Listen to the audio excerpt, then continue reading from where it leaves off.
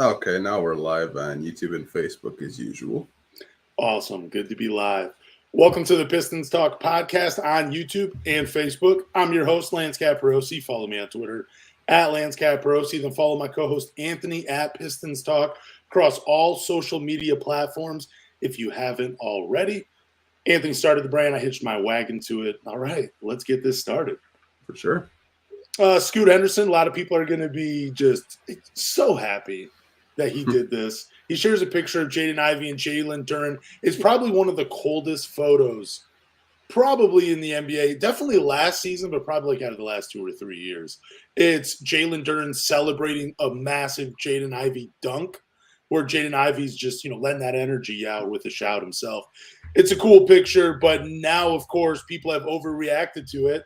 And Scoot Henderson apparently wants to be a Detroit Piston. That's what everybody's been saying. But you already know how I feel. It's so easy to quickly turn this conversation into would Scoot Henderson fit with Cade and Jaden Ivey? At least it's easy for me. I think it's a cool thing. I don't think Scoot Henderson's trying to tell us anything. I don't think he's saying, like, look, I've been promised I'm going to be a Detroit Piston if they're able to pick me. I don't think he's saying that. I just think he's recognizing, hey, he's probably some guys he's played AAU with or has played against over the course of his career, and he's just celebrating a cool photo. That's all I think it is, man. Yeah, I mean, if you do go on his Instagram, it should still be up. This was an NBA post, and it was some of the best NBA photos I got shared out throughout the year. And one of the pictures was Jaden Ivey and Jalen Duren. So, I mean, Scoot could have shared any other picture, but he decided to share Jaden Ivey and Jalen Duren, and he put a fire emoji right next to Jaden Ivey. So maybe it's more of him saying, hey, I want to play with Jaden Ivey and Jalen Duren. Oh, dude, don't say that. People are going to act crazy when you say that. I mean, okay, look. Scoot and Jaden Ivey, that would be fun. That would be a fun, entertaining backcourt. I don't know how many wins it gets you, but it would be fun, definitely. But you already got Cade, so I'm going to have to pass on it. But cool of Scoot Henderson to pick that photo. Probably had a lot to do with the teal jerseys, though. Those are classics. Everybody loves those jerseys. Mm-hmm. So just the iconic 90s image of a new future all-star, superstar, whatever you want to call him, and Jaden Ivey, throwing it down. Just a cool photo, man. Just that's all it was. That's for sure. I actually didn't see this. I did want to give Rob a shout out, who is watching live on YouTube in the chat. He said, Scoot said he wanted to play with a guy like Chris Paul and John Morant. That's Caden Ivey. He clearly wants to play here, which is kind of weird. LOL. But with both, I can't even say anything. I mean, damn, everything I say, Scoot Henderson's like, yeah, I'm beating this motherfucker to the punch. But yeah, like I've said before, I think I said it last week, like Scoot Henderson with either Cade or Jaden Ivey or a John Morant or a Chris Paul would be pretty cool. I just don't know if all three of those work together on the floor outside of like a Team USA. Like over an 82 games and potential playoffs, I just don't. I mean, because you're bringing in two guys, you're asking two guys or a guy like Cade Cunningham to completely change his game from being a lead guard if you were to draft Scoot Henderson. You're asking him to change his game when the big advantage of drafting was having a 6'6" guard that could see over the top of the defense and make plays. And then if you're asking him not to do that, what was the point of drafting him in the first place? But again, that's a different conversation. Yeah, I mean, I think if you want to kind of just like overanalyze it, sure. I mean, on paper, it looks cool, but like in reality, you're like, oh, maybe this will work, maybe it won't. But, draft lotteries, I believe 16 days away. So we'll see what pick the Detroit Pistons will have. But it's cool to see, a top 5 prospect share that because he didn't have to do that, What we talked about last week of him saying, hey, I want to be the first overall pick. I think I'm better than Victor. Yeah. He's the only prospect to actually kind of have, that confidence and to actually get it interview with GQ and, kind of put his name out there. All the other prospects have been extremely quiet. Hey, I mean, usually prospects are, though, aren't they? It's kind of rare for a guy to come out and talk a little bit before he gets. I mean, sometimes you hear a little bit of noise about, you might get a soundbite if they ask you, like, who do you want to dunk on? Who do you want to defend? Who do you want to play one-on-one? you might get a soundbite from that and those questions. But you're right. Yeah, we haven't had like a rookie. It seems like, I mean, not even like someone like Zion Williamson, who you knew was just going to be good when he's healthy on the floor, or even someone like a John Moran, a very exciting player. We didn't hear anything from him. So, I mean, it's kind of cool that Scoot is talking. I mean, I love the confidence. I said that last week as well, but, Yeah, it is what it is. I mean, I remember when Cade said that he wanted to dunk on Stephen A. Smith, and this made me love him like 10 times more. I was just like, hell yeah. I forgot about that. I forgot that he wanted to dunk on Stephen A. Smith, but hey, I get it.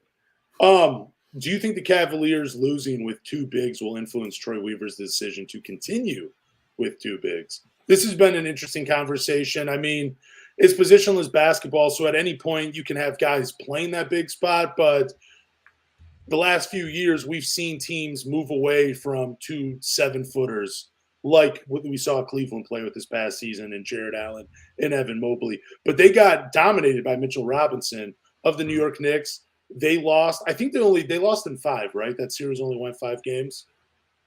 You know what? I don't even know. Like, I've been working so much that I have not actually watched 1 ounce of playoff basketball since it started.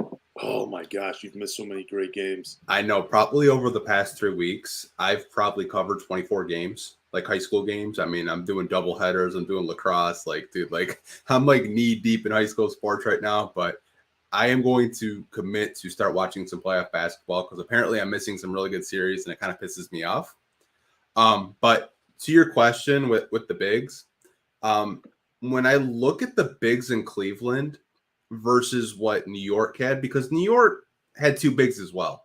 Yeah. You know, they had Mitchell Robinson and Julius Randle. If you look at Jared Allen and Evan Mobley, both of those guys are non-perimeter type of bigs, right? Yeah. I think Julius Randle is the type of big that you have to pair if you want to do a 2 big lineup, because Julius Randle has a mid-range game. He can play in the post. I'm sure he can hit a 3-point shot if he's wide open. And that's why I think Troy Weaver is probably going to stay pat because he has Isaiah Stewart.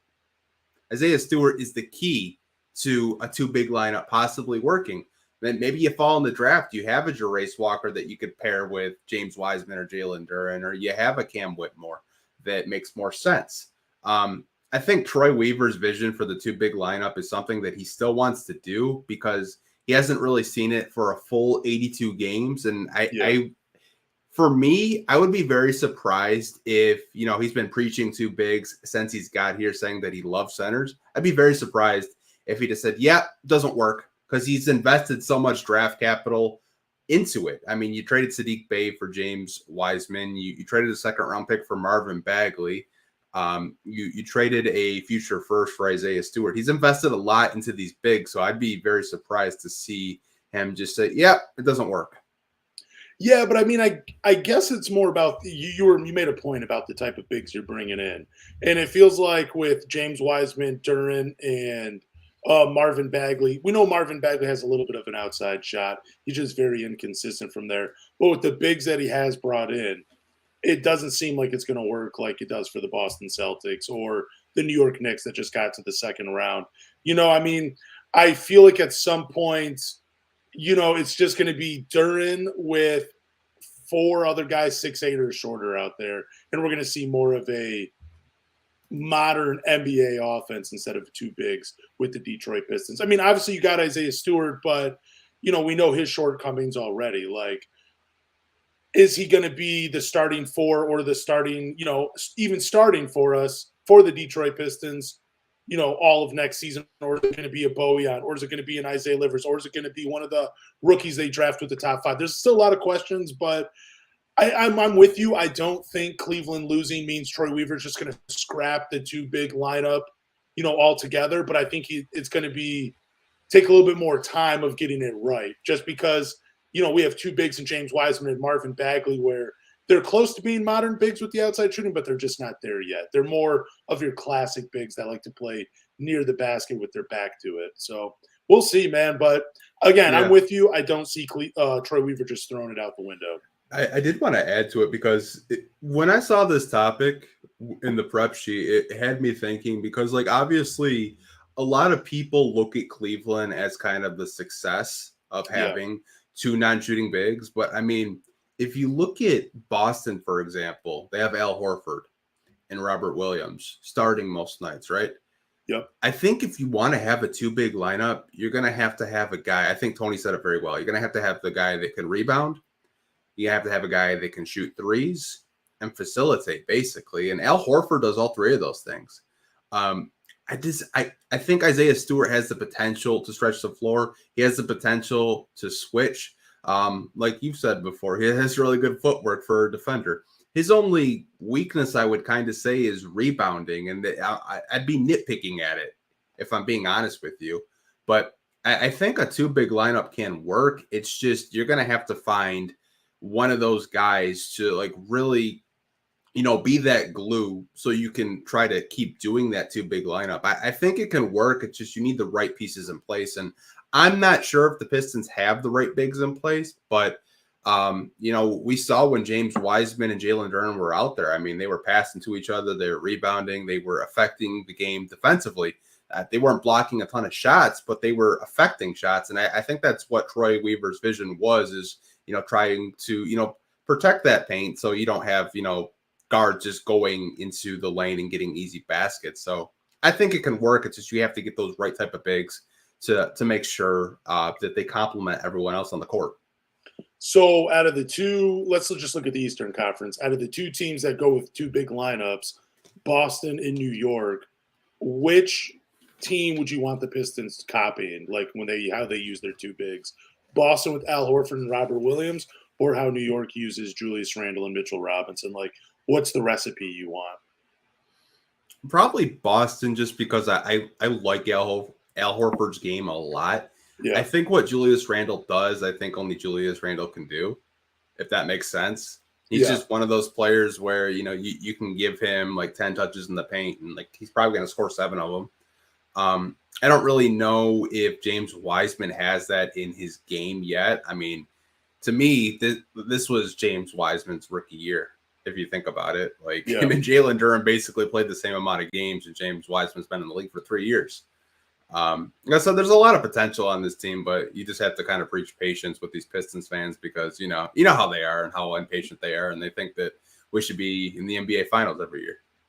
Well, I mean, I think that too. I think that's fair for your Pistons fan. You got to think you're going to go to the NBA finals every single year, but yeah.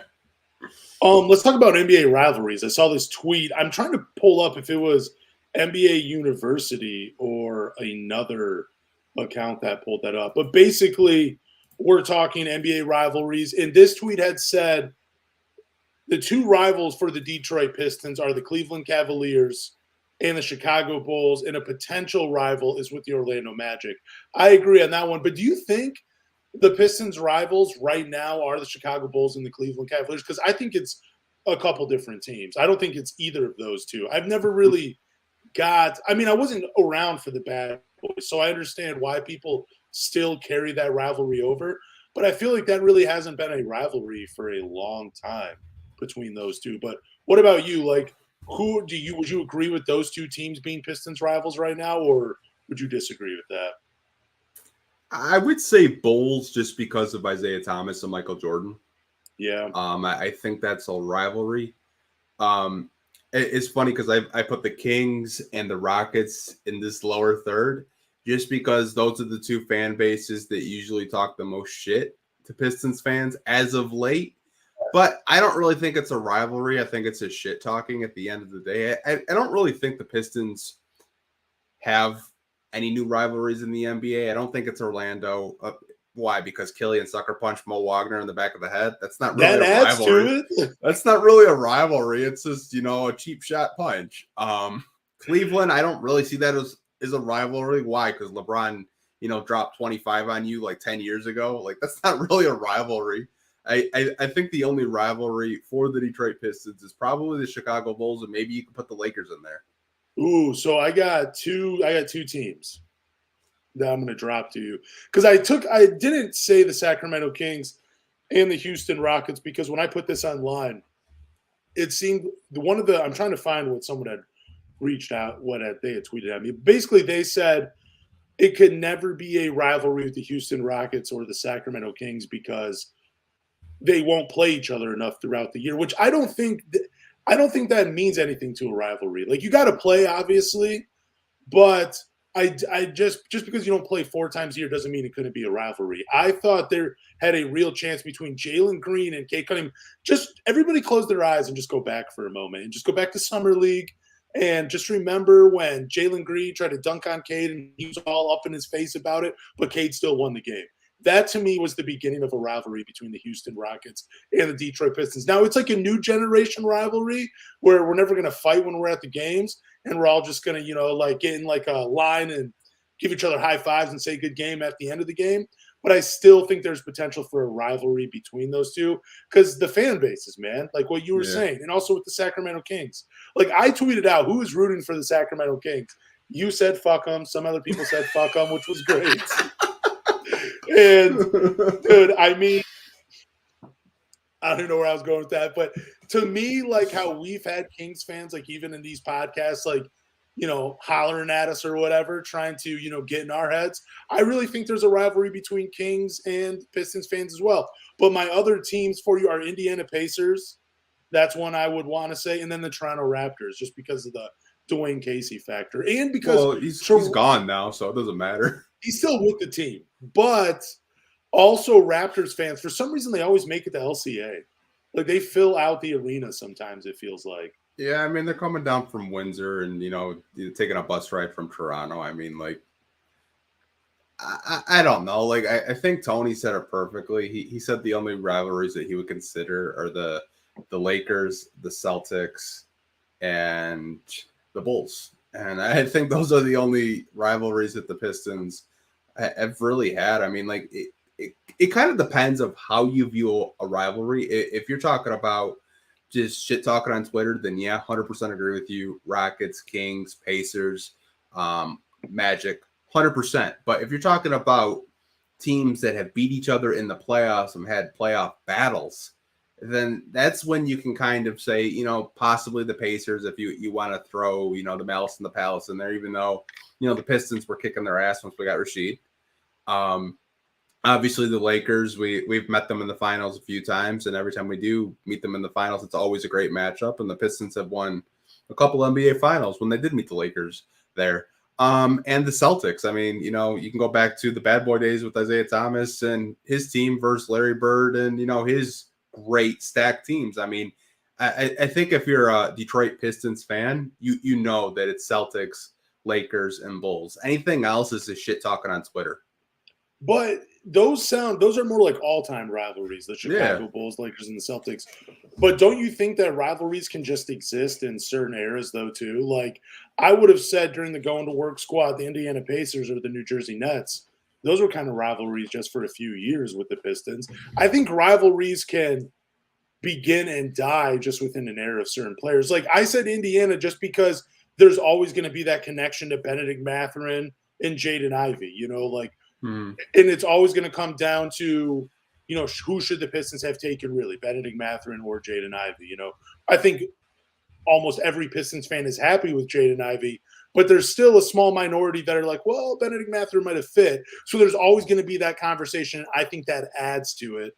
But then with Toronto, like I've already made the case, like they come down and they're at our games, they're cheering. I've heard a lot of boos at LCA when the Toronto Raptors are in town, and that's supposed to be a home court game. So I think even with them, it can be a rivalry. It doesn't mean it's an all-time rivalry. It just means for like another 5 or 6 years, these are – because there have been times when the Pistons have been good, when the Bulls have sucked, and when the Celtics have sucked, that, the Pistons were good. And then when those two teams were good, the Pistons have been terrible. So the rivalry was just – it's a legendary rivalry between Isaiah Thomas and Michael Jordan. I just don't think it stands, on any ground now as a rivalry in modern basketball. But that's just my 2 cents. Yeah, like I said, I think we don't have any real rivalries right now. I think they're just shit talking on Twitter. Like, even though I have Jalen Green and Keegan Murray in this graphic, I'm actually really good friends with a lot of Rockets fans. Like, Rockets fans on Twitter, I think are probably one of the most genuine, nicest people I've ever interacted with on Twitter. Like, Rockets Twitter is awesome. I have no beef with any Rockets fans. And they think I have beef with them because I'm a Piston fan. I don't. Like, I think they're awesome. I've even told Rockets fans, like, half of your draft picks, I wanted the Pistons to draft. Like, I wanted the Pistons to keep Kevin Porter Jr. I wanted Josh Christopher. I was surprised when Sengun fell out of the lottery. Like, they have a really nice young core, and they probably have a coach that a lot of Pistons fans want. So, I mean, hey, man, like, the Rockets are a great up-and-coming team, just like the Pistons, and I'll say that. Yeah, I mean, there have been a handful of guys, Josh Christopher, Kevin Porter Jr., and when he landed there, that was kind of crazy. I mean, Sengun was awesome. But, yeah, I don't know. I just want there to be more rivalries. I want there to be a little hatred when guys are playing on the floor when I go to a game. I want to feel it. I wanted Jalen Green to remain a Houston Rocket, so when he's at the free throw line, we could all chant number 2 to him. You know, I wanted that when we're all at LCA. I want that bad blood, you know, just for fun. You know, I don't really want anybody getting hurt. But I want when these two teams are playing, we're just at each other's throats. That's what I want. Well, we got to start winning if you want a rivalry. You can't win. Can't have a 17-win team and say, "Oh, you're a rival." But like, dude, everyone's your rival because you're getting your ass kicked every game. But there are certain ass kickings the Detroit Pistons have taken in the past couple of years that just seemed more demoralizing because it was like a Houston Rocket or a Sacramento King or a Toronto Raptor. Like, I don't know why I hate when the Indiana Pacers beat the Detroit Pistons. I fucking hate it. I don't know why. Maybe because I grew up hating the Pacers when I was younger, when the Pistons were really good. Yeah. I don't know. But let's talk about this next one. This is an interesting topic. Like, I am not in favor of this, but could you see Troy Weaver trading the 5th pick? Would trading the 5th pick for DeAndre Hunter or a player of his caliber be a mistake? I think it was James Edwards that talked about this in one of his Athletic articles recently, where he had mentioned that there's a possibility that the Pistons trade the 5th pick. He had mentioned DeAndre Hunter. I don't know if he meant like just trade the 5th pick straight up for DeAndre Hunter to Atlanta. I hate that pick. Like, I would rather just roll with the drafted guy at 5 than trading for DeAndre Hunter. But what are your thoughts on this, man? Could you see Troy Weaver trading the pick? Yeah, I had read that article. I know I did see DeAndre Hunter in there. I even saw OG Anunoby, who I think you do remember, he was probably one of the most, targeted guys during the trading deadline because he was a wing that, a lot of teams wanted. I could see the Pistons trading the pick if they're at 5. Because do you really get excited for a Cam Whitmore? Do you really get excited for a Jarace Walker? I personally could see the Thompson twins going 3-4. I that's how highly I think of them, and I think a lot of people, once they, get past the overtime elite highlights, they'll see that they're talented players, kind of like how Shaedon Sharpe was viewed last year, if you do remember. Like, a lot of people, it's like, oh, hey, he only played, high school ball. He's not that good of a player. Well, he was a pretty damn good player. Getting to your question, could I see, Troy trading the pick? Only if it's at 5 and, the offer's right. I mean, I'm not trading, the 5th pick for a C+ player. I mean, unless I'm getting a B+ player, then I would consider it. So I was looking up some trade packages that you could potentially do, and Brandon Ingram potentially for the 5th pick. I know we were talking about this one time, but I need a guy that is a potential all-star player, with the 5th pick, man. Like, I just need a guy that I'm not going to worry about. Like DeAndre Hunter, there's still so many questions about his game. He disappears a lot for the Atlanta Hawks. And if you're disappearing for him, why would we trade a 5th pick? Like, is he – I don't know. So, like, I looked up Brandon Ingram. You could trade Bojan, the 5th pick, and probably Marvin Bagley. Obviously, this is in our favor. But I don't see New Orleans doing this at all either. Mm-hmm. But that's the type of player I want for the 5th pick. I've also talked about Keldon Johnson. There's a couple trades that you could do to bring him in for the 5th pick. I would not be disappointed with that. But that's kind of the range of player that I'm looking for. Anywhere from like a Keldon Johnson, a guy still in his early 20s, to a guy in his mid to late 20s, like a Brandon Ingram, that is just, has so far had a pretty good NBA career, has already made an all-star appearance, but still looks like there's a little bit more to go. Because it's the 5th pick, man. We can't be devaluing that. There's still a lot of value to be had with the 5th pick. But if it's for DeAndre Hunter, I'm saying pass on that trade and just taking my chances in the draft with that pick. But yeah, like if you would have, let's say we don't get Jaden Ivey and like we fell really far, then I would say the Pistons would probably keep the 5th pick. But Yeah. Reading all these articles from these beat reporters, they keep saying that the Pistons want to be more competitive. They want to win more than 20 games. So for me, I think they're on the phone with Toronto seeing who's available, because Toronto basically is having a fire sale right now. They said everyone but Scotty Barnes is available. You can have anybody but Scotty Barnes. So maybe they have the 5th pick. Maybe they're trying to put a package together to get an OG Anunoby, which to me, that would be a dream scenario. To me, I think OG is on par with the Brandon Ingram. I think he's better than Keldon Johnson. I think you insert him into a Detroit Pistons lineup, you're going to have a 3-and-D wing that can basically guard 4 positions. But to me, that would be a dream scenario if the Pistons could land an OG Anunoby. It probably doesn't happen. He probably goes to a team like, I don't know. I could see him going to the Kings. I don't know why, because they just got bounced out by Steph Curry, and that they're probably going to want to get better. But to me, like, that's the only type of player that I would actually consider, and I don't know if the Raptors would be that high on the 5th pick. Because to me, I think the Raptors just need to blow it up and rebuild. Personally, it looks like they're going to try to retool and just try to push for the playoffs. They're going to pull a Washington, and I don't really understand why. You just had your head coach quit, and no one wants to take that job. Even Udoka said he didn't want the job. So I mean, it's kind of a red flag when a primetime head coaching candidate basically says I don't want the job. But don't you think like a guy like OG Anunoby could be available because this is such a deep draft? Like, I mean, weren't we talking like basically at one point picks 4 through 7 or 4 through 8 could go in any order? Basically, we kind of know who the top 3 guys are already. And I mean, you could have a debate who the top 3 guys are right now. I don't think it's Victor, Scoot, and Brandon Miller. I could see one of the Thompson brothers going 3. I don't know. We'll see. They're nice, man. But honestly, man, like Toronto, I would keep an eye on if I'm a Piston fan, because Toronto has some pretty young, nice pieces. I even see Siakam getting dealt because there's a lot of money left on his deal. I think he's got maybe 2 or 3 years, but he's a win-now player.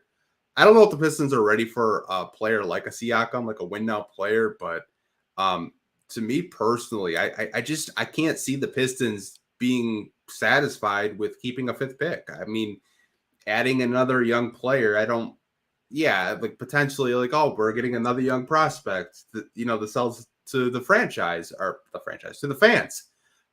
I personally think, the Pistons, they want to get into the play-in. They don't want to, look from the outside. They don't want to be, watching all these playoffs, come, April. They know their season's over.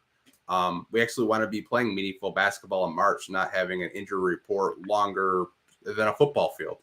Like, they want to play meaningful basketball. And I think, if you have the 5th pick, I wouldn't be surprised if they traded it either. I know James Edwards has been preaching that for a couple of months, and I 100% agree with them.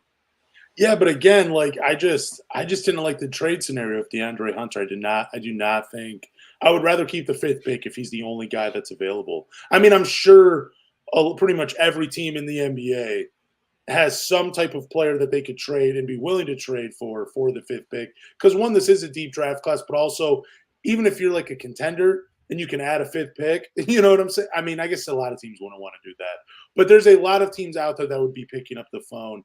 I just think DeAndre Hunter, that's a disservice to your team. I don't know how he makes the team better right away. Like, if you're really trying to get into the playoffs and make a push, that 5th pick you need to get, like you were saying, you need to get a B+ type of player, man. Someone that's in that tier, like that's what you have to get. And DeAndre Hunter is not that. That's pretty much why I wanted to bring up the topic, because like I saw his name in there and I was super confused. And I'm like, what am I missing with DeAndre Hunter?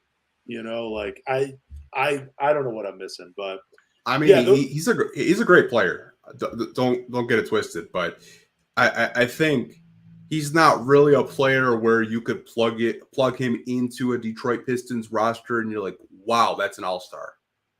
You know what I mean? Like, yeah, Possibly, maybe you do a sign and trade with Portland for the 5th pick. Who knows what Portland's going to do? They want to keep Dame happy. Maybe they trade Dame. Maybe Jeremy Grant's back on the Pistons. You never really know.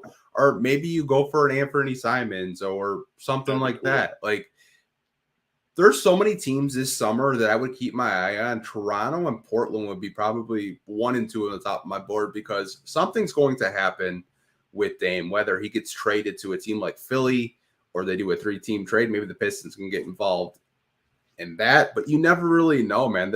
There's a lot of teams that got bounced or didn't make the playoffs that the Pistons could, use their cap space in trades and not actually go after anyone in free agency. You never really know. Troy hasn't really been a guy to, splurge in free agency. He's always kind of used his cap space with trades. So if I'm a Piston fan, I would definitely look in the trade market for, the $28 million of cap that we do actually have. Man, I wish there were more rumors of guys coming to Detroit, Like, it'd be kind of cool right now just to get a rumor of, like, Jaylen Brown being interested in being traded to the Detroit Pistons. Like, someone like a Jaylen Brown, I would love him for the 5th pick. I doubt Boston does that, but, man, that would be incredible. Houston might get him, though. Yeah, well, I mean, you're giving up Jalen Green. He's kind of proven in the NBA already, which that kind of surprised me, too, already, like, wanting to dump Jalen Green, but – I get it, I guess. If you got a chance to head Jaylen Brown, why not? But I'm in the school of thought that the Pistons keep the 5th pick unless there's I don't want to say a Godfather type offer, but unless you're getting like an all-star type player that's going to move the needle in the win column, I don't expect this pick to be traded. Yeah, it's just Jalen Green thing, I was kind of surprised by, and then people were kind of saying that it wasn't a real report. Jake Fisher made it up, which it's kind of funny. But I wouldn't be surprised if you do see Jaylen Brown in Houston because Udoka's there. Like with Houston hiring Udoka, I know this is completely off topic, but I could totally see Houston just being a win now team and just going for it because they have $60 million in cap space. Jeez. And a ton of young assets that they could just, put a win now, roster together. I mean, they could go after James Harden if he, doesn't want to return to Philly because I personally think they're going to get swept if Joel Embiid doesn't play. Like, you never know. Kyrie Irving's you never know. Like the Rockets think they're going to get Kyrie and James Harden and just, win the West. But if you ask them. I thought Kyrie Irving was going to the Clippers to play with Kawhi and Paul George for like 52 games or something. We can move on to news, though, if you want. For sure. Jaden Ivey finished 6th in Rookie of the Year voting, according to Omari Sankofa. I'm not surprised. Like, I never thought Jaden Ivey would be Rookie of the Year. That was Paolo Banchero's first week of the season. We already all knew that. But I definitely thought there would be a few more votes for him. It just goes to show you the voters didn't watch Detroit. You did not watch Jaden Ivey. And because the votes that came in, it made it very clear. This was a guy that developed right before our eyes as a catch-and-shoot player, as a playmaker. We've talked about this for weeks now on the podcast, his development as a rookie, how he was doing things as a rookie that we didn't think we'd see till like year 2 or year 3 from him in his game. And just goes to show you his dedication to his craft and the hard work he's willing to put into it. Yeah, he deserved it a little bit more. And I also think this is foreshadowing of him not being on the all-rookie first team. I think the 5 guys that got more votes ahead of him, more than him, they are going to be ahead of him on the all-rookie first team. Yeah. I'm already preparing myself to be disappointed. And it is disappointing because it's a deserving honor for Jaden Ivey, man. I'm not even looking at it as just a fan. Like, it is cool when you have rookies that do get these honors. Like, it's cool to celebrate them. But, that's not what it's about. But for Jaden Ivey's self and his career and to add to his resume, he deserved better than 6th in Rookie of the Year, and he deserves all-rookie first team, man. He really does. Yeah, I'm not really surprised by it. I know I remember we had a topic. I think you had said, could you see Jaden Ivey making all first team? And I joked and I said, you know what? It wouldn't surprise me if he made second team. And you're like, dude, there's no way. He's got to be first team. He doesn't have to. Like, like you said, not a lot of media members watch Detroit.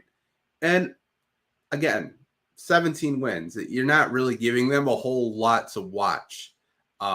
If you did watch every Detroit Piston game this year, you were a saint. And I pray that, maybe you're watching a 40-win team next year. But it doesn't surprise me that he finished sixth. I probably would have put him fifth, just because I think there were times where he was phenomenal, but there were also times this season where I kind of wanted more. And I think that's why the voters did, put him sixth. I don't think it's like, I'm not going to beat on my chest and say Detroit versus everybody, but I think he was one of the best rookies this year. I do think he does deserve to be the guard for a rookie first team, but I would not be surprised if him and Jalen Duren are in the second team together. It kind of annoys me just a little bit because I'm looking back at Jalen. Jalen Williams had a phenomenal rookie year, by the way. Oh, yeah.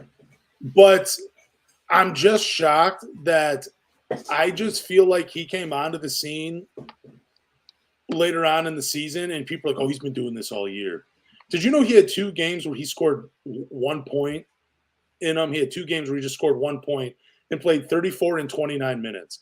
And I'm only pointing out those 2 games because, I just wanted to see, because I was a little confused by Jalen Williams because I was under the impression that he had kind of came out the gates kind of slow for the Oklahoma City Thunder, which is understandable because you have SGA, you have Josh Giddey, you have a bunch of Lou Dort, a handful of other young guys on the perimeter. So it'd be hard for him to get minutes right away.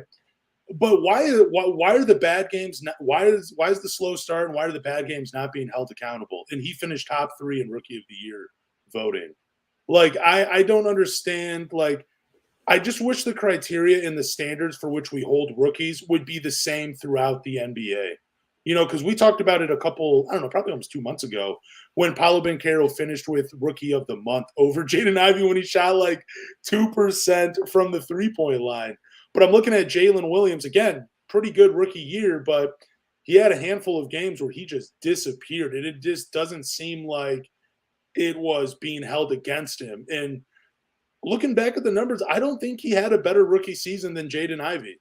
I think if you were to watch every game both of these guys played in and really watched every game, you would come away saying Jaden Ivey had a better rookie year. Yeah, I think obviously you can kind of look at the box scores if you want to do that, but I kind of think when you look at Rookie of the Years over the past 3 years, it's always been a team award for some reason. You look at last year when we were saying, Cade should be Rookie of the Year, but Scotty Barnes won it because Toronto made the playoffs. I think to your question, why didn't the media kind of say well, he only had 1 point? I don't know if it was back-to-back games or maybe it wasn't within the same month. I think it's because OKC was, a play-in team to, I believe they made the playoffs this year. And I think that's the reason why Jalen Williams finished third. And the reason why Paolo won Rookie of the Year is because Orlando had over 30 wins.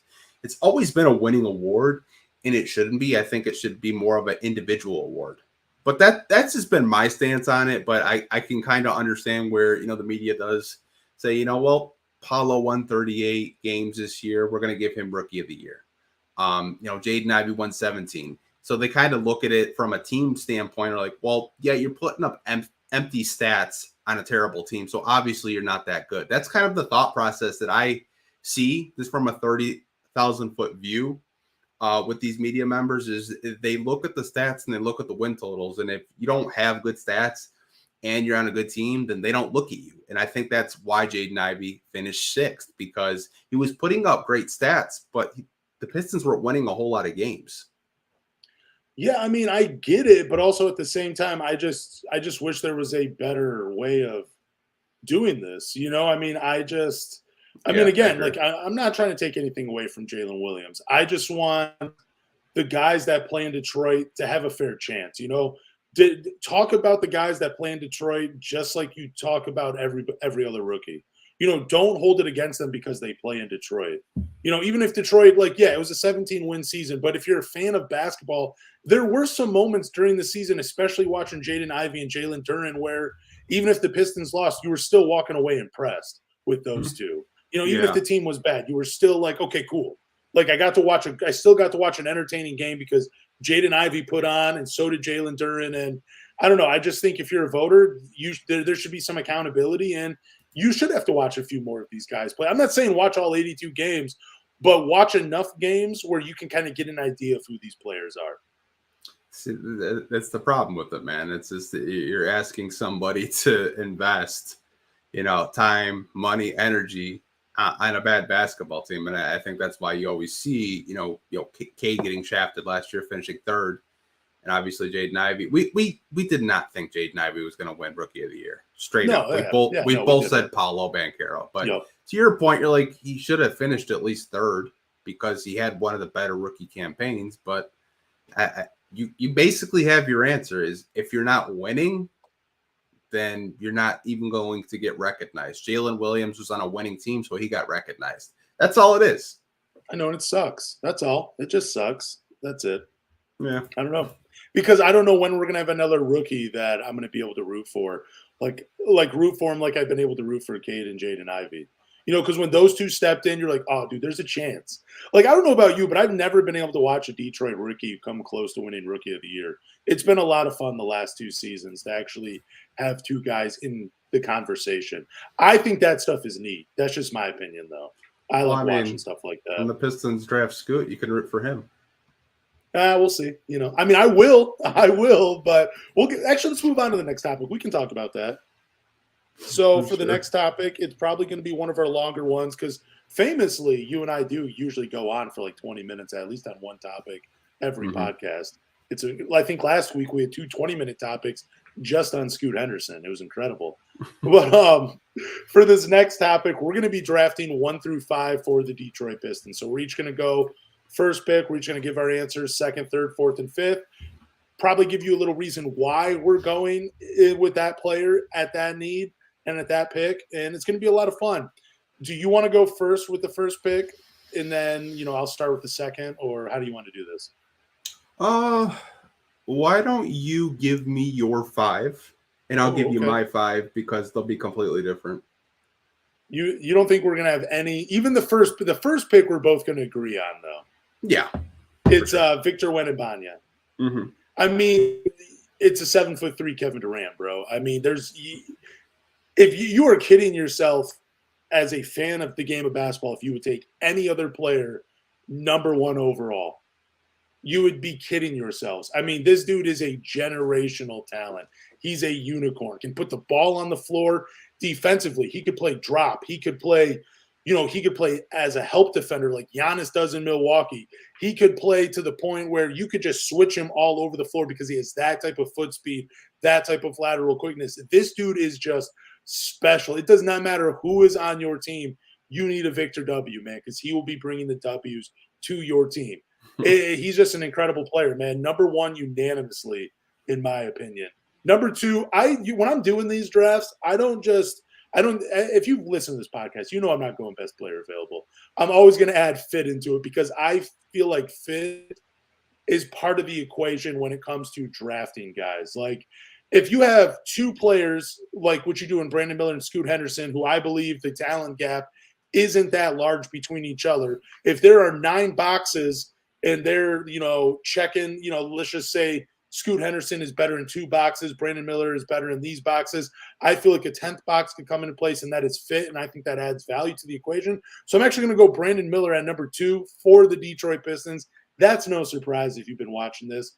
I mean, 6'8", 6'9", can play both ways. I don't need him to be a shot creator on the Detroit Pistons. I need him to be a shot maker, can run the pick and roll, tighter handle, started finishing at the rim, I think around like 65% starting at the end of December, going on to the rest of the season. I know he didn't have a great NCAA tournament, but he was a little banged up. He was carrying the Alabama team all year. So Brandon Miller would be my number 2. Number 3, and I'm sure some people will roll my eyes when I say this, but I would definitely take Scoot Henderson at number 3 because if he's available at 3, I believe the talent gap between Scoot Henderson and the guy I have at 4 it would be too big for me to ignore. You know, it would be stupid of me to say any other player other than Scoot Henderson at number 3. He's an explosive 6'2" point guard, kind of in the same breath as a Derrick Rose, big body, strong, can dunk over everybody. Struggles a little bit from 3-point, depending on what the numbers you look, but he definitely has improved in that area. Takes a lot of long twos, though, for my liking. And I don't know, it's just following the trend of not want to even say undersized, but at like 6'2", 6'3" athletic point guards. I don't know. You know what I'm saying? We've seen a lot of them in the NBA. I don't know how far they all go. I mean, Russ got to the NBA Finals with Kevin Durant as his lead guy, you know, and with James Harden too. But Derrick Rose never got there. John Morant never got there. Baron Davis, Steve Francis, and the list goes on. They're very fun and exciting players. And I feel like a lot of Pistons fans have him over Brandon Miller just because the highlight package is a lot better, you know? But I mean, I think if you were to stop just looking at the highlight package and the athleticism and really dissect their games, you'd have a more even and fair conversation between these two. Number 4 is going to surprise a few people, though. Taylor Hendricks, man. He's younger than the Thompson twins by a few months. I think they're both 20. He's 19 and a half years old. He's not a shot creator. Don't need him to be, but he has defensive versatility. He could play a little bit of small ball 5 if you want. He has been compared to Antoine Jameson, which I love that comp for him. Strong outside scorer, can play in the post, can be that roll guy. He can even dribble a little bit off the short roll and make a pass here and there, but I don't need him to do all those things. I need the defensive versatility and the shot making in what he brings. And then number 5, talked about him a lot, Jarris Walker, just because, man, I could see him playing the 4 or the 5, depending on this offense. Again, another versatile defensive guy, can help as a help defender, probably play a little drop when he's playing some small ball 5. Big body, not consistent from the outside shot, a better handle than Taylor Hendricks. Again, I don't need him to do the dribbling, though. I just need him to finish around the rim. Pretty athletic player, been compared to Jeremy Grant. I like what he brings at that 4 spot, though. But that would be my top 5 if I were the Pistons. And I'm sure a lot of people would argue with me, but those are my 5 guys. Yeah, Taylor Hendricks at 4 is just sick behavior. Mm-hmm. It's sick behavior. Dude, I have grown to – I've been watching so many clips on Taylor Hendricks, man. I have fallen in love with that kid's game, man. And he's only 19 years old. I mean, he's still a teenager. You know, I mean, It's just his game, dude. I love his fit with the Pistons, man. I really do. Great player, but he's not in my top 5. That's fine. That's fine. I think I'll be a lottery projected player, but I'm not drafting him in the top 5. We both do have the same first overall pick. It's obviously Victor. I think even the casual NBA fan will tell you Victor is going 1. Number 2, unlike you, I go best player available. I'm more with, positional value, not like the Detroit Lions, by the way. I'm going Scoot Henderson number 2 because I think he's the second best prospect in this draft. I think him and Victor have been 1 and 2 all year. I think the Brandon Miller at 2 conversations are cute, but I think most teams are going to go with a Scoot Henderson at 2 just because of the freakish athlete that he is. And if you're at 2 and you need a point guard, you're probably drafting, Scoot Henderson at number 2. Number 3, I have Brandon Miller. Like you said, two-way forward, one of the best small forwards in this entire draft class. His ability just to, knock down 3-point shots, like a 40% clip, by the way. Like that to me is very impressive. His handle, I see a little bit of Paul George in his handle, just kind of like his first step. You kind of see the Paul George comps. Like, obviously, I've told you, I see a lot of Danny Granger in his game also. That's a good comp. I just kind of think he's, that two-way small forward that so many teams just, they want to build around. And I think he's going to be in the top 3, in my personal opinion. Now, my 4 and 5 are going to be 4 and 5, Amin and Asur Thompson. Okay. I think the Thompson twins, to me, I would not be surprised if Amin Thompson goes 3. I could see him going over Brandon Miller. I just think the Thompson twins, they get a lot of flack for playing in the overtime elite league. And a lot of people are saying, they're playing up against high schoolers. But you know what? They're still talented players to me. I think both of them are going to have fine NBA careers. If Amin Thompson develops a jump shot, I think he could be possibly on par with Brandon Miller as a prospect. That's just how I think of him. I know I've told you I would probably take a Sword just because of his jump shots a little bit more consistent right now. Yeah. But if Amin develops, man, he's a scary two-way forward. Same with the Sewer. I think both of the Thompson twins are phenomenal. I didn't have Jerace or Cam Whitmore in my top 5 just because I think a lot of teams are, they're gonna swing for the fences with the Thompson twins, and I think a lot of Pistons fans I've talked to, they said, shit, I would take Amin Thompson too, just because there's just so much there with him where you're just like, man, if he can develop just somewhat of a jump shot, he's scary. Yeah, but I mean, that's such a big hole, though. I feel like we've had a lot of players come in like, if he can just develop a jump shot, he's going to be amazing. Do we really want to? I just don't know if he's going to be. I also look for day one players. Is Amin a day one player? I don't know how to judge his defense when he's playing an overtime elite. And I know when he's been playing, a lot of the teams he plays against, they sag off of him. They challenge him to shoot. Has he accepted the challenge to do that, though? And is he good? Is he a good enough offensive player in the half court? Because I know a lot of his buckets come in transition. Like, he's a killer in transition. You know what I'm saying? He likes to get the ball and he likes to get out there and run, but can he do it in the half court? So I don't know. Amin Thompson, but he's 20 years old. Why don't you like Taylor Hendricks? I know not Taylor Hendricks in the lottery, but like Taylor Hendricks is 19. Like, what don't you like about his game for the Pistons? Is it just a lower ceiling for you? I don't trust the Pistons to develop him because what have they developed over the past 10 years? Well, but I mean, the same could be said about the Thompson twins, though, because that's more development, though. With the Thompson twins, I think there's more there where you would feel more comfortable drafting them. Like, I don't think there's a team in the lottery that would draft Taylor Hendricks top 5. Okay. I think there are teams out there that like him. I think he's definitely a player that I see a lot of Pistons fans talking about, possibly, trading up in the first round to snag him because, like I said, I think he'll be a lottery pick, late lottery pick. Like, I could see 12 to 14, he probably gets snagged by some team just because he's a freak athlete, like you said. But I think with the Thompson twins, it's not as much you have to develop. I think with Hendricks, he's just so raw, but there's potential there, and you see it. I think he has a better skill set already. I think it's more of a gamble with the Thompson twins. That's just my opinion, though. Yeah, like I said, I think the Thompson twins. I wouldn't be surprised if one of them goes top 3. It's just there's just so much there. I know if you do try to watch the overtime elite games, it's rough. Trust me, I actually did watch one over the weekend.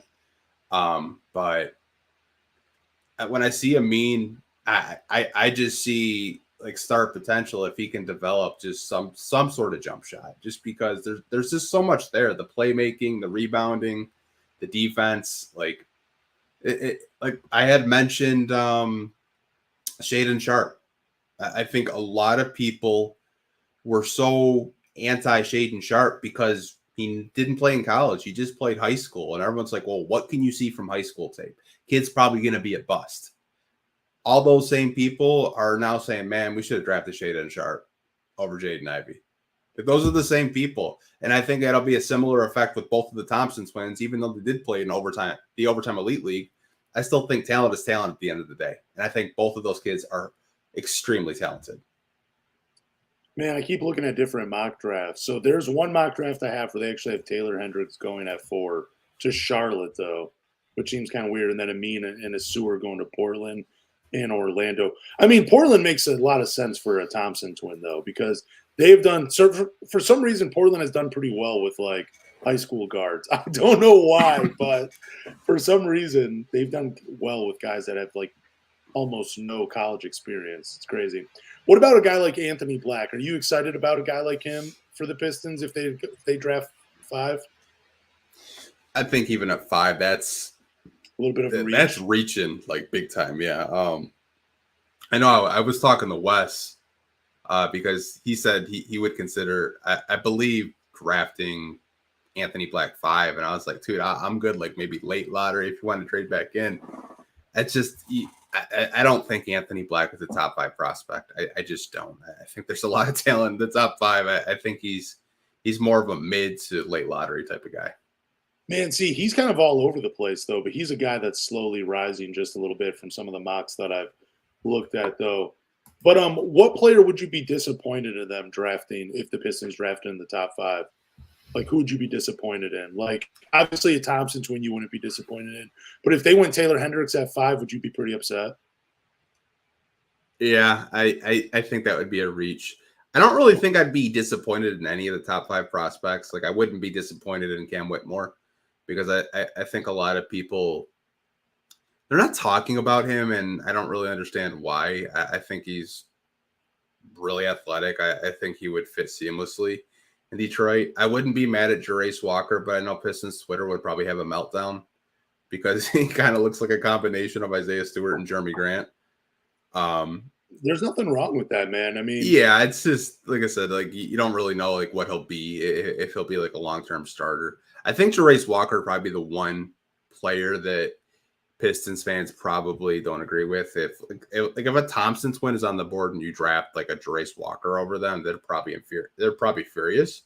But like I said, what do you look for more? Like, are you more for like a high floor and high ceiling type of guy, or would you rather just go for like a high ceiling type of guy? Because when I draft or like when I look at drafts, I'm always looking at guys where it's like, okay, where's their floor at first? Am I comfortable if they're just going to be this player for like 10 plus years? Or because I mean, I'm rarely someone that wants to swing for the fences. I just don't care. Like, I think like you can end up hurting your franchise more swinging for the fences in basketball than you can just going for more of what I consider a sure thing. But how do you look at draft picks? Like more ceiling, more potential, or how they can help your team immediately? Like, what's your method? I think I look at the team first and kind of seeing like where they're at as a franchise, seeing what their needs are and seeing how they can get better. I think that's probably the first thing I do. And then I go best player available, and then I look at ceiling. If they have a potential to have a high ceiling, that's the guy I would go for. The reason why I had Scoot over Brandon Miller is because I think if Scoot develops, he has a higher ceiling than Brandon Miller. Because I kind of think Brandon Miller, to me, at his peak, could possibly be a 15 to 20 point per game scorer in the NBA. It's shooting a high volume 3 and maybe shooting 38 to 40% from 3. I think if Scoot hits his ceiling and develops, he could possibly be a two-way point guard that's leading his team in scoring, making multiple all-star games. So that would kind of be my method. Is I look at guys that possibly have high ceilings and try to maximize that if I'm doing a mock draft or a draft board. I feel you. I just man, like Scoot Henderson, he's the guy that like normally I would be all over. Like that's a guy, like he's the type of guy that I really love to root for. Like I love 6'3", 6'2" athletic guards. Like Will Bynum is still one of my favorite Pistons, man. It was so much fun to watch that little dude just try to dunk on everybody. That's what made Saban Lee a lot of fun to watch when he was in Detroit. It's just, I just feel like with Scoot Henderson, Jaden Ivey, and Cade Cunningham, none of those dudes reach their full potential as basketball players because they're all taking something away from each other. I think Jaden Ivey has the least to lose playing with both of those guys, but I feel like Cade has the most to lose playing with Scoot and Jaden Ivey because so many people just want to put him in that 3 spot and taking away the best parts of his game, which I completely disagree with. So I don't know. Like, I love Scoot as a prospect. I just don't love him with the Detroit Pistons. Yeah, like I said, if the Pistons were, maybe they were a game or two out of the play-in, then yeah, I would go for fit. But He just won 17 games, so can't really be picky when it comes to prospects. You got to go for a player that, maybe it doesn't make a whole lot of sense on paper because you do have a lot of guards, but I think just because you draft them doesn't mean you're keeping them. Yeah, but I mean, I've told you that for a while. I mean, I think if you would draft Scoot right now, you would get more in a trade market than you would for a Brandon Miller. Yeah, I mean, I get what you guys are saying when you say that, but it's just the type of guard he is too. You know what I'm saying? He needs the ball in his hands. Like if he had like an off-ball skill set, I'd be okay with it. It'd be fun to run all three of those out together, all three of those guys together. But he very much needs the ball in his hand, just like Cade Cunningham does, to be effective. And I understand his positionless basketball, but some guys just operate better that way. Like you wouldn't want to be like, yeah, we're going to take the ball out of Chris Paul's hands, and we're just going to have him play off the ball. You wouldn't get the best version of Chris Paul. Like you would get whatever, of whatever that is. It didn't work in Houston, but I don't know. We're all ranting and going all over the place. We can go into the final topic. For sure. Like I said, I think both of us each have different methods of how we draft. Obviously, you go for fit. And some people do fit. Like I think outside of the lottery, a lot of teams usually go for fit. They don't usually go for best player available. Like the championship teams are going for fit. Like you think the Bucks are going to draft best player available when they're at 30? No. They're drafting maybe a guy that can help them contribute right away. Yeah, that's true. Yeah, man, but we can move on. This is going to be a fun final topic. Bleacher Report has an untouchable article, and they listed Cade Cunningham and Jaden Ivey as the only untouchable trade pieces on the Detroit Pistons. Now, I kind of got I disagree a little bit. I would throw in Jalen Duren in there.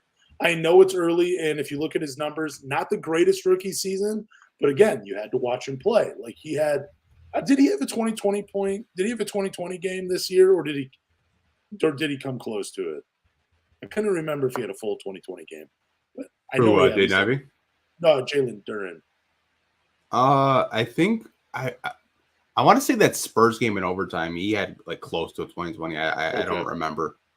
But just real quick, like just the fact that he is, Paul George and myself have compared him to Dwight Howard. I mean, like the dude already got an incredible body like Dwight Howard did when he first came in. He scares people when they drive to the rim. That is only going to get better with experience. Phenomenal rebounder. I would not trade him.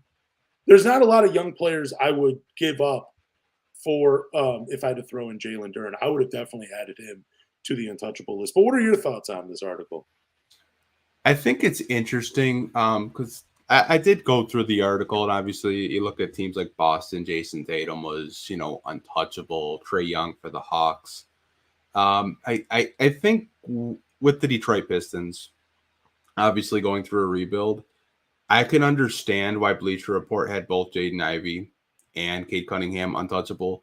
Like I've told you before, I think Jaden Ivey and Cade Cunningham are your building blocks, much like Jalen Duren is a building block. Yeah. And I think they should be untouchable because you're trying to build a core. You're trying to build, a future with these guys. So every other guy on the roster is available. And I've told you, I think Cade Cunningham and Jaden Ivey could be your backcourt for the next 10 years. That's how highly I think of them. I think they'll figure it out together. And I think that they could honestly be, in the All-Star game together as a backcourt for the Detroit Pistons in the near future, just because both of them are great players. I mean, Cade can basically get to any spot on the court and, give you 20 at any given time. Jaden Ivey has shown the ability to, not only play point guard, but also play shooting guard and get to the basket and learn how to foul bait. Like, I can understand why Bleacher Report had them as untouchable, and I 100% agree with them. I think if you're trying to trade Cade Cunningham or Jaden Ivey in this rebuild so soon, it better be for a superstar. That's all I have to say. I mean, 12 games this past year just with Cade Cunningham, he averaged 26 and 6. Like, it's pretty reasonable to think he's going to be a 23 to 25 point scorer in the NBA, especially when he starts knocking down that three-point shot a little bit more. Those assist and rebound numbers are only going to go up with the talent on this team. Yeah, I agree. Like, he's untouchable. Jaden Ivey is untouchable. But I just wanted them to throw Jalen Duren in there as well, just because I think he's the 5-man going forward. For sure. We got a really funny comment from Escobar. And he asked, "You're not going to add Isaiah Livers as an untouchable?" Dude, I mean, look, as much as I love Isaiah Livers, he is not untouchable on this team. Like, if they can flip him for a better player, yeah, dude, it's going to hurt. It's going to hurt real bad. You know what I'm saying? Like, I might cry. You know, I might be a little sad. But, dude, if it improves the team, I'm all for it. I'm all for it. So do you agree with this list of they shouldn't trade them, or are you indifferent about it? No, I 100% agree. I just wish they would have added Jalen Duren because, like I said, I'm not really trading him for anything. And, yeah, no, I mean, that's why I was so confused when people – like, I've seen some people talk about trading Jaden Ivey. I wouldn't want to trade Jaden Ivey. I want to see his career play out for the Detroit Pistons. You know, I mean, if he's an all-star or not, like, I think he's going to be on the cusp a few times of being an all-star. He definitely brings the highlights that you want to see. That's going to make him a popular player. He's from Detroit. Like, why would we want to get rid of a hometown kid? You know, I mean, I agree with this list, man. I really do. Just wish they would have threw Duren on it. That's it. Yeah, I could understand that too. Like, obviously, you want to keep Duren, but like I said, if I had mentioned it, maybe Joel Embiid went out. You know, yeah, maybe a package of James Wiseman and not Joel Embiid. I mean, you're talking crazy, but you never know. Like, but I think that's the type of trade that probably Troy would want for Jalen Duren because he thinks so highly of him. Like, even in his like end of the season press conference, he said, "I was surprised that he was still there at 13. Like, I thought he would have been drafted, but 100% agree with you. I think Cade, Jaden Ivey, and Jalen Duren are your building blocks, and obviously everyone's available for the right price, but you know your price is probably going to be through the roof for a Cade Cunningham and through the roof for a Jaden Ivey, just because these are guys that you know are going to get you out of this rebuild and start getting you playoff wins, and you know having more than 17 wins, maybe you're having 40 wins. So that's just my stance on it. Yeah, I'm even just trying to think of players like, okay, who could you throw out there where you're like, okay, cool, I would give up Cade Cunningham for him. I mean, like, obviously, like Kevin Durant, yeah, at some point you would have been like, okay, I'll take Kevin Durant over Cade Cunningham. But right now, Kevin Durant's age. But I mean, like, if the Phoenix Suns threw out Devin Booker, and they were like, hey, you give us Jaden Ivey, we'll give you Devin Booker. You know what I'm saying? You got to make that trade. Yeah, like I said, that's probably not going to happen. That's like a 2K no, it never trade. Will. That's like a 2K trade. Like, oh yeah, 100%. You're not going to trade, you know, these high draft picks for peanuts. Even though, like, the last time we traded a high draft pick, we got like, what did we get for Andre Drummond? Like John Henson and Brandon Knight. Oh, yeah, like that's not going to happen. Yeah. That's not going to happen. But you get what I'm saying. Like, honestly, to have them as untouchable in a Bleacher Report article, I think it kind of tells you that even Bleacher Report's like, yeah, Detroit would be stupid to trade these guys. Yeah, like I said, there's not many guys. Like, I'm thinking of like Anthony Edwards. I would rather have Cade and Jaden Ivey over Anthony Edwards, which is kind of tough to say because I love love Anthony Edwards games. Or like SGA, you know, like how we were talking on an earlier podcast. Like, if he had been available, like, you know, whatever that trade was, even though I don't think it was real, like that's an interesting one in itself too. Like, is SGA, would you give up a Cade or Jaden Ivey for him? You know, I mean, it's a fun thing to talk about for sure. But both of those guys untouchable for me. Yeah, same here. I mean, unless you're throwing a start back in return, then we can have that conversation. But I bet you 9 out of 10 times these front offices are like throwing like, I don't know, like Gary Trent for like Cade. Like, you know, it's just a waste of time and you hang up in 2 seconds. Oh my gosh. Do we have any Q&A questions? Yeah, we do. We have a couple. This was from Tony earlier in the broadcast. I don't know if he's still watching. But he says, what do you guys think of Marvin Bagley and our 31st overall to Brooklyn for Dorian Finney-Smith? I would love that. I really like Dorian Finney-Smith's game. I love the 3-and-D guys, man. I mean, I don't know what his contract is. I think didn't he sign for almost $40 million total or something a couple seasons ago. He got paid. I mean, Luka Doncic spoke highly of him, was pretty disappointed that they let him go, even though it did net them Kyrie Irving. Yeah, I would definitely do that in a heartbeat, man, for Dorian Finney-Smith, man. Yeah, I think he's the type of wing that a lot of, playoff teams look at. Even though he's not really known for his offense, the guy can defend his ass off. And that's why Dallas did give him, a bigger contract. Now, would I trade Marvin Bagley and our second round pick from this year to Brooklyn for Dorian Finney-Smith? That I don't know. It's not that I don't think that's a good trade. It's just you could possibly get a good player in the second round that maybe he falls out of the first. And no, I'm not drafting Amani Bates with our second round pick this year. I just want to get that out there. I thought you were all high on Amani Bates, though, earlier in the year. I was, but I didn't know where we were going to finish. I didn't know we were going to finish with the record that we did have. And that second round pick is I think 31st or 32nd. So we're going to have, a high second round pick. And like I said, you could possibly get someone that falls out of the first round and you're surprised and he's sitting right there. But knowing us, we're probably going to draft an international guy no one knows about. I mean, you never know. You never know. The Servetus of this draft, probably. Don't even do that. Probably no.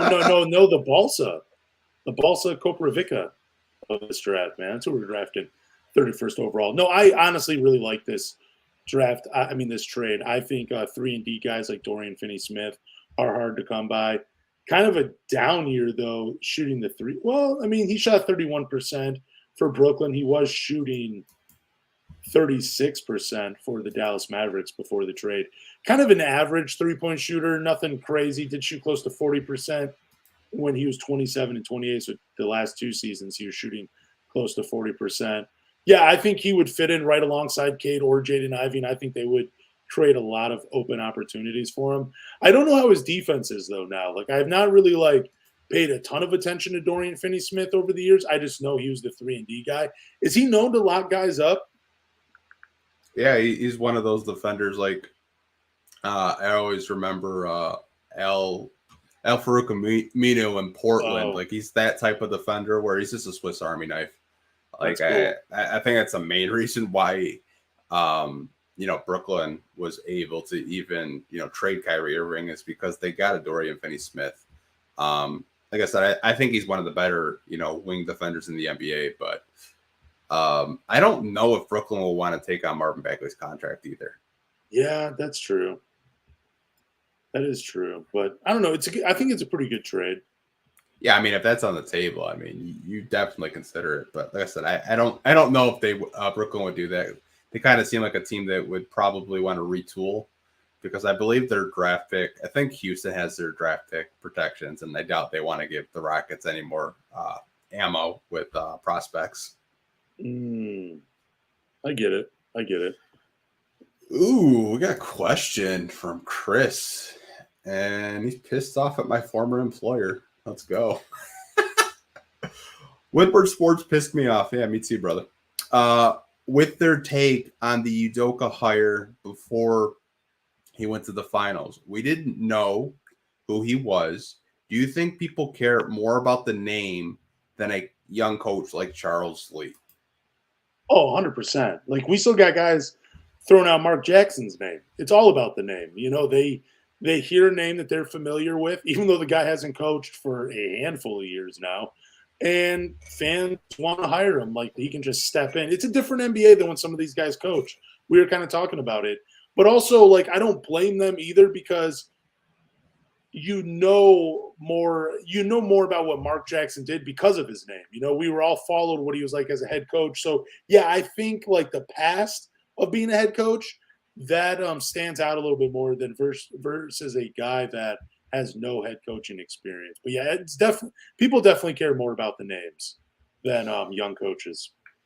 Yeah, I mean, unless you're doing your research on like a lot of these coaches, like I think even the casual Piston fan probably wouldn't know that Kevin Ali backed up Allen Iverson. Yeah. Like they probably didn't know that. They probably didn't know that Kevin Durant and Russell Westbrook spoke very highly of him. They actually credit him for their rebuild when they were in Seattle and OKC. I mean, they probably don't look into that. They probably, don't know that Jaron Collins was in Utah when Troy Weaver was a scout. So, I mean, wow. to Woodward's credit, I've always said they're more of a football network. I don't take anything they say seriously when it comes to basketball because they don't really have basketball people down there outside of Lindsey Hunter, really. But getting to your question, Chris, I think more people, to Lance's point, go with the name because they don't know with the up and coming assistant coach. And to your point, no one really knew who Udoka was until he did take over for the Boston Celtics and they got to the NBA Finals and everyone wanted them then. I think the reason why people don't really know like a Charles Lee is because unless you're going on Real GM and seeing what he's done, throughout his career, you don't really know about him. But some of the best assistant coaches actually become, the best coaches in the NBA. I mean, Greg Popovich was an assistant one time. Chuck Daly was an assistant at one time.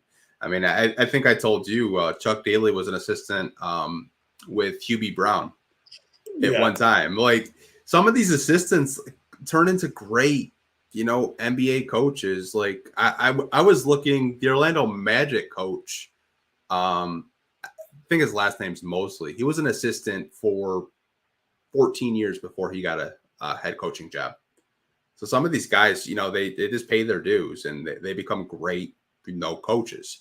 Like I said, I can understand with the casuals with the name, but hey, man, like some of these young assistants, turn into great coaches. Yeah, and I think like if you're not in any coaching circles, like I've gotten to talk to some pretty cool people doing this podcasting thing. You know what I'm saying? Like I've got to talk to a lot of professional basketball players. I've got to talk to some coaches.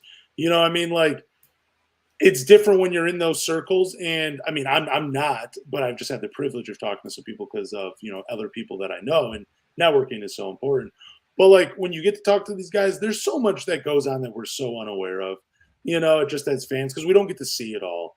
And I just think like, to what my point already was, yeah, once you see a big name like a Mark Jackson, like a Jeff Van Gundy or, an Emi Udoka, you see what they do, and you're just like, man, can they do it in Detroit? And you just get enthralled with what they did in the past. And, it's kind of a shame, but I'm all excited for the young coach to come in, man.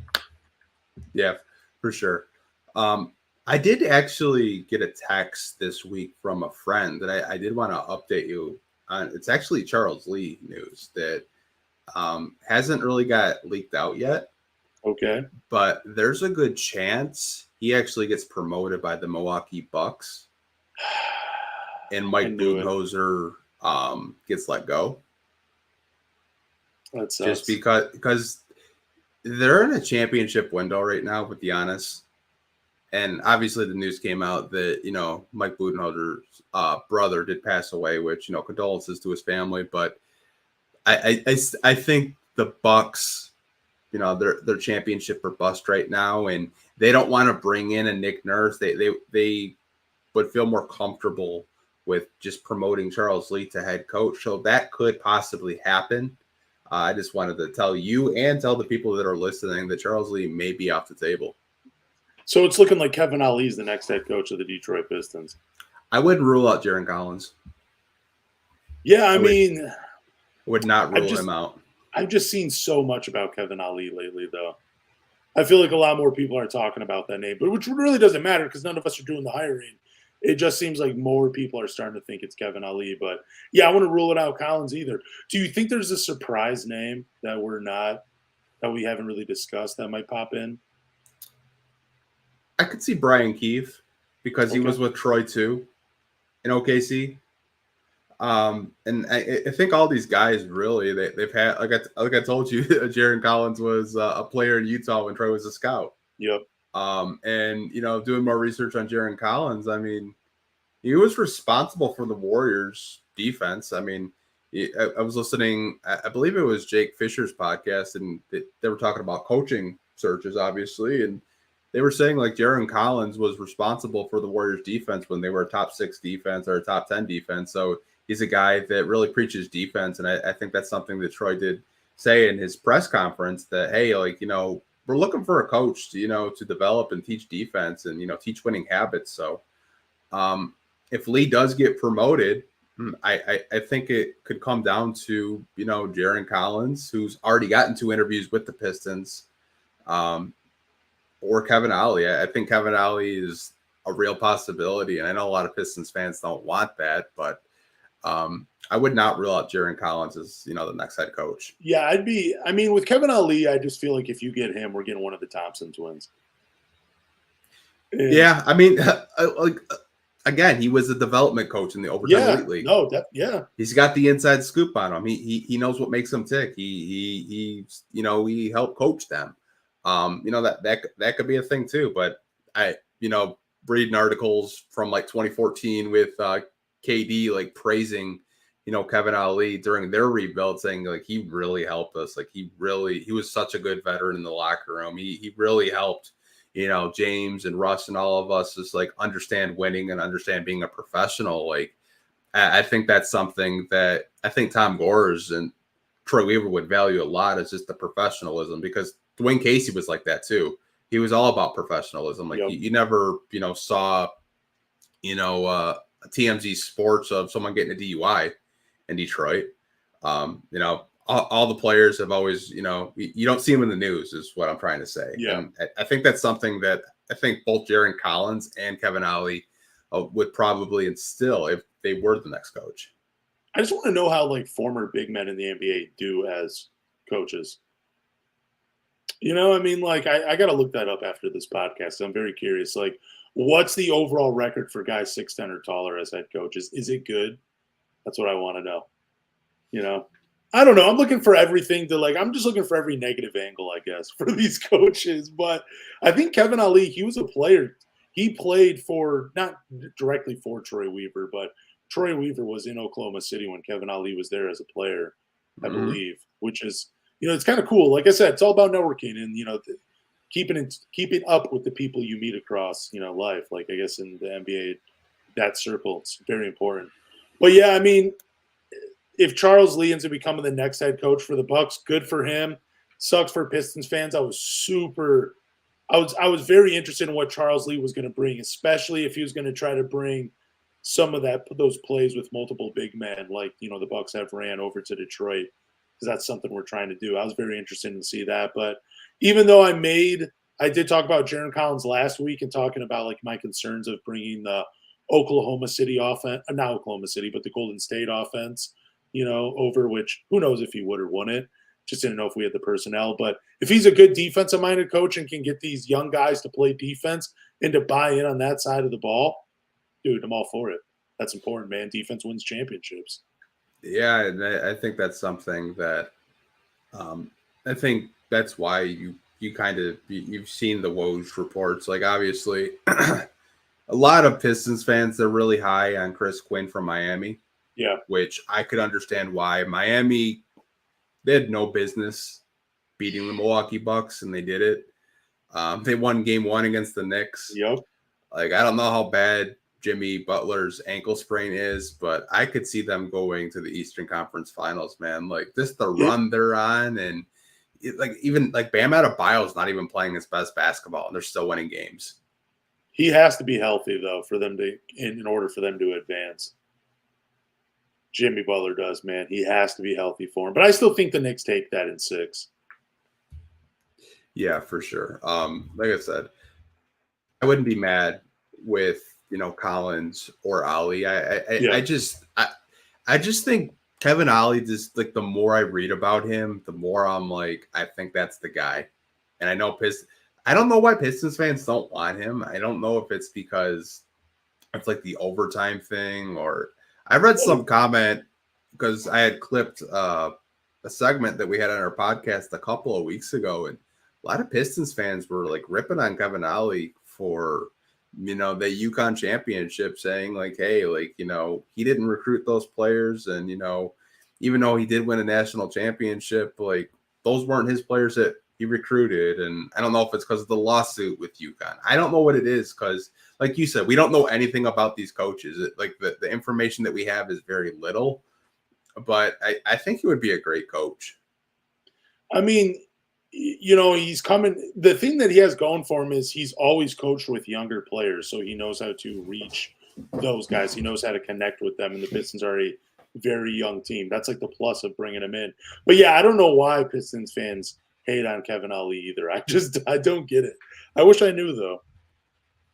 Yeah, same here. Do we have like I said, I think most fans they want the Chris Quinn's, Charles Lee's. I don't know why they don't even consider him. Like, I mean, I would consider him. I think he'd be a good coach. I think any of these guys would be a good coach. And I think just as Pistons fans, we just want a fresh face because we've had the same face for like 5 years, and the same old message and the same old boring post game quotes. You just kind of need some fresh blood in there. A beautiful face to look at every day, but tired of it. I think too with Kevin Ali, it's I think some people just don't like it because he has no NBA experience as a coach. I mean, I don't know if he sat in any benches before he went and took the UConn job, but that's kind of what it seems like too. It's like, well, he's coming from a developmental league, and he's going to be a head coach in the NBA. Like, I think some people are more concerned with that than because again, like, I don't know if anybody knows like what made him a good or a bad coach at UConn other than him winning with not his players, but whatever. I mean, every coach goes into a situation where it's not all their own guys. Yeah, like I said, I think Troy's just going to hire one of his guys personally. And I think both Collins and Ali have ties to Weaver. Like I think I've repeated myself a couple times. Ali from OKC days, and Collins from Utah, because Troy was, before he was in OKC, he was a draft scout for Utah. I mean, he drafted guys like Darren Williams and players like that. So I mean, obviously both of those guys have ties with Troy, and Collins has actually gotten 2 interviews, and Ali's gotten 1. So like I said, I think between those two and possibly Charles Lee, if he doesn't get promoted by the Bucks, I think those are your 3 guys. I don't really think there's going to be any other names unless like Tyronn Lue gets fired, and then like the Pistons just swoop on in and hire him. We'll see. No, we'll see. We will see. I think that's what they're waiting for. Honestly, though, they're waiting to see what coaches get fired. Do you think we'll have a new coach though before the NBA lottery is announced? The ping pong balls drop. I don't know. I really don't know, man. Like, I would assume so. I would assume you want to get your coach like in the building before the draft.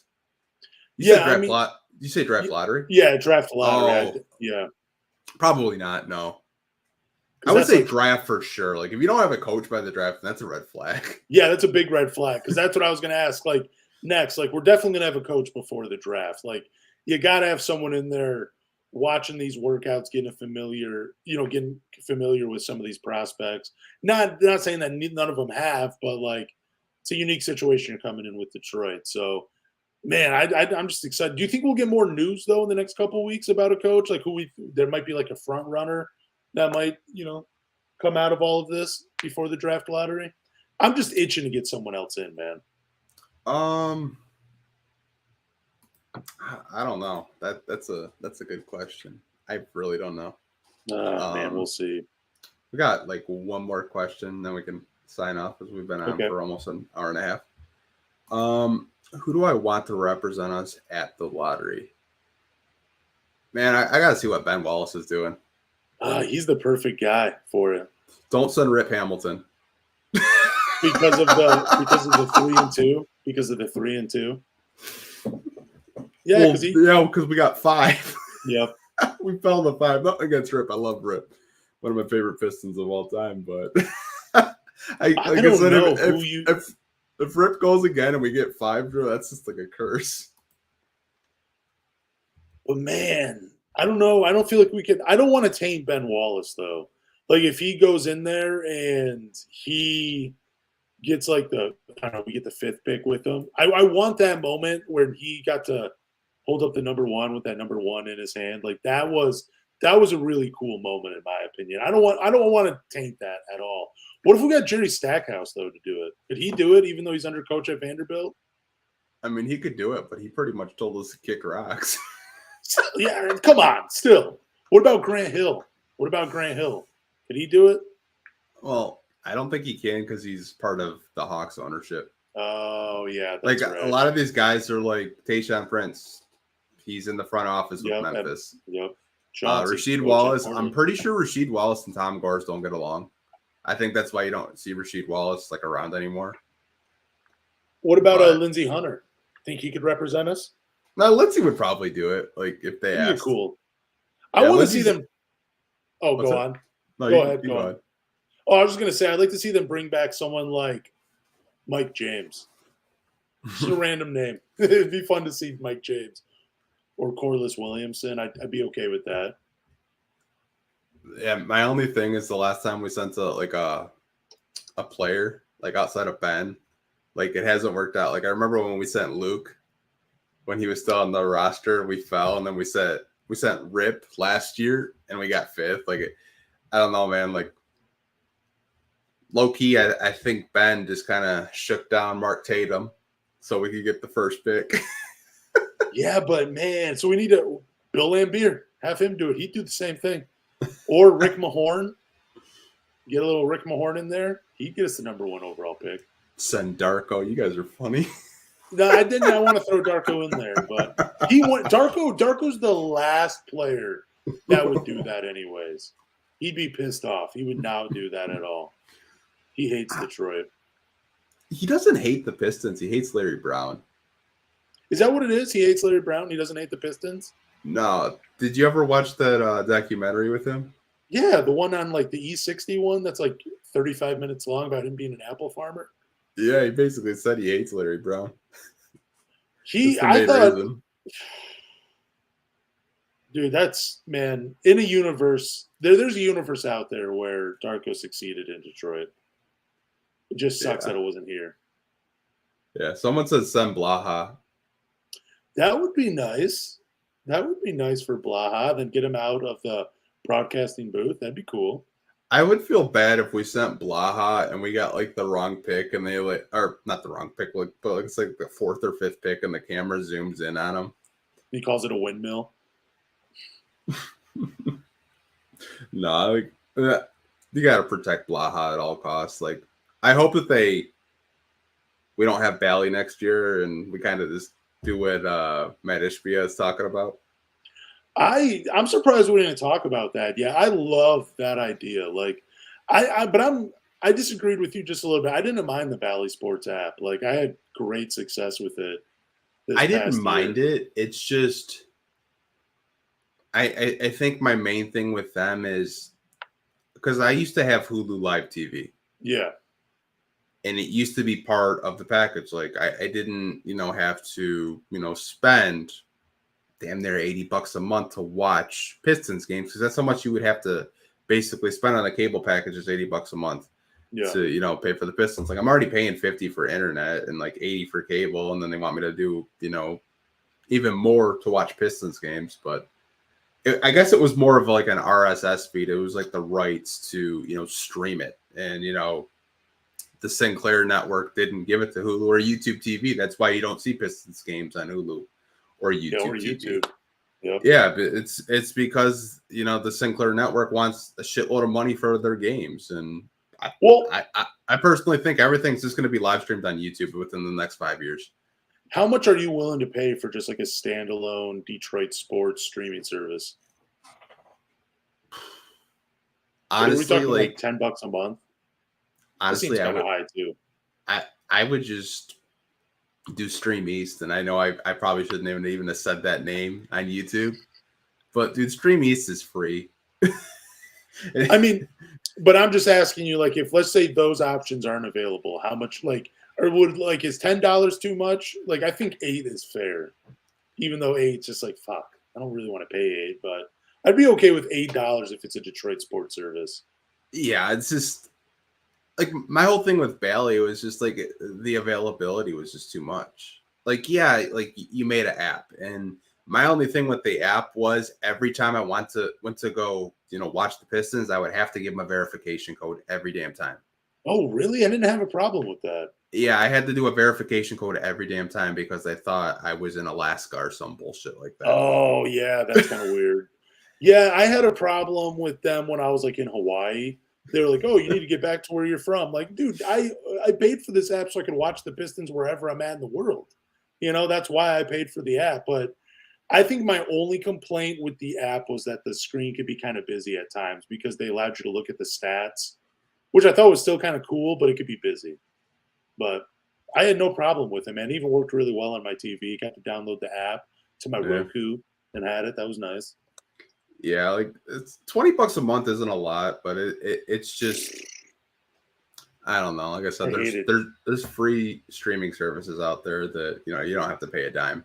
You just have to maybe like click off an ad or two. So, and you can even watch it on your phone. So I mean, hey, there's a lot of things you can watch on your phone. A lot.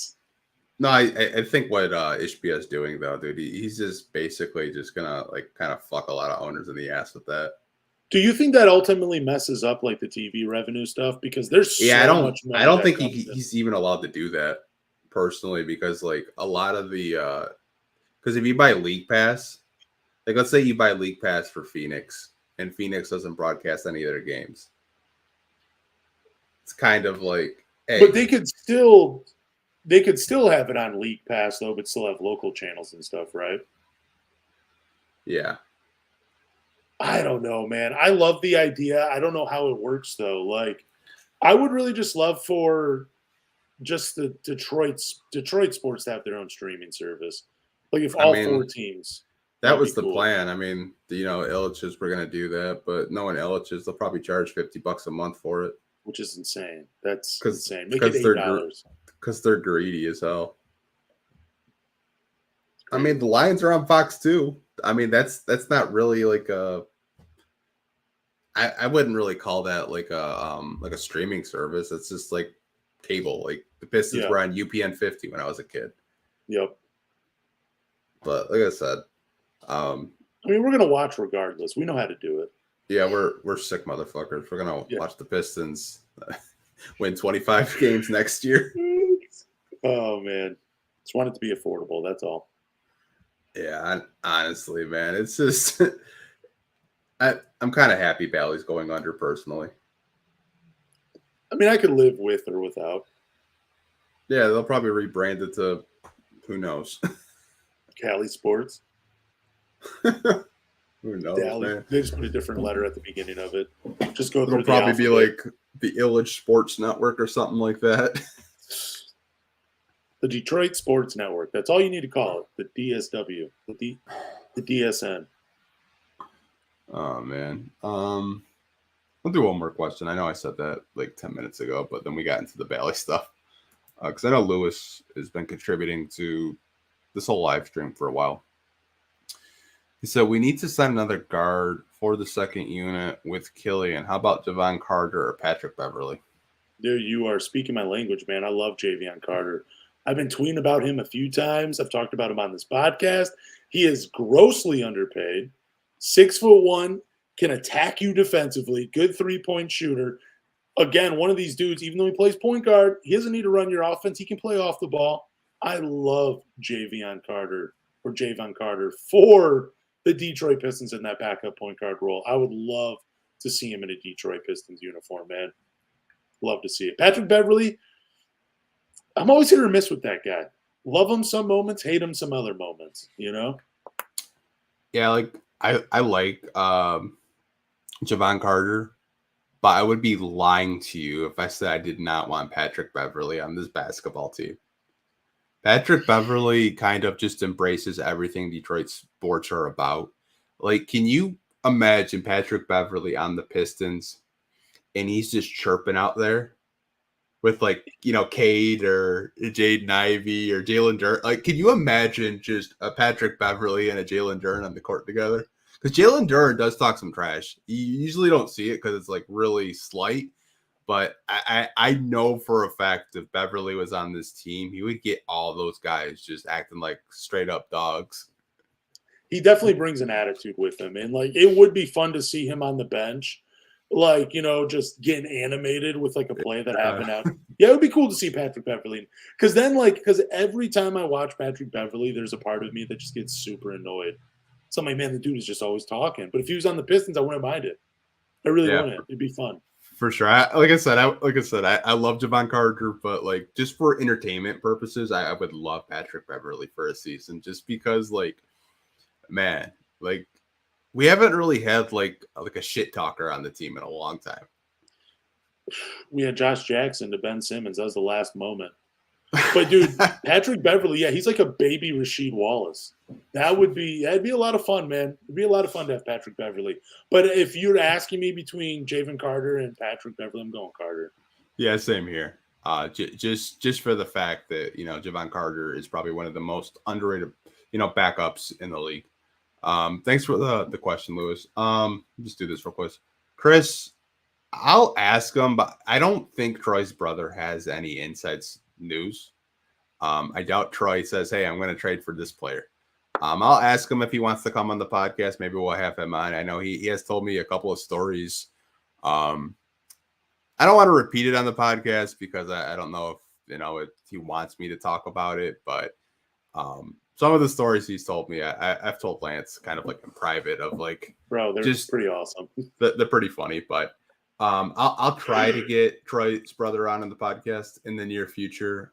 No guarantees, but hey, if you guys, want to see us, get, guests on the show, just let us know. I mean, we've had beat reporters. We've had Mikey TikTok, who was on a couple of weeks ago. We've had Corey, who I do have to get Corey back on the podcast because I know I did it without you. Yeah, and then Downtown Deuce. He was fun to have on too. Yeah, for sure.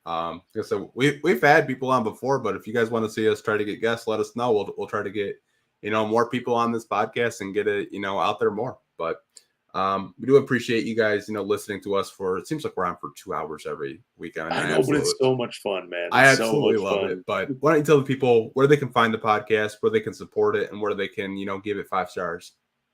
Before I do that, if you are a source, if you want to be known as a source, feel free to hit my DMs. I'd love to have you in my phone. I'd love to get insider information. I just thought I had to throw that out there. But thank you guys for listening to the Pistons Talk Podcast. Do us a favor, go to Google, Apple, Spotify, or wherever you listen to podcasts and subscribe. After you subscribe, leave a review, drop a rating. But more importantly, tell a Pistons fan. Peace, guys.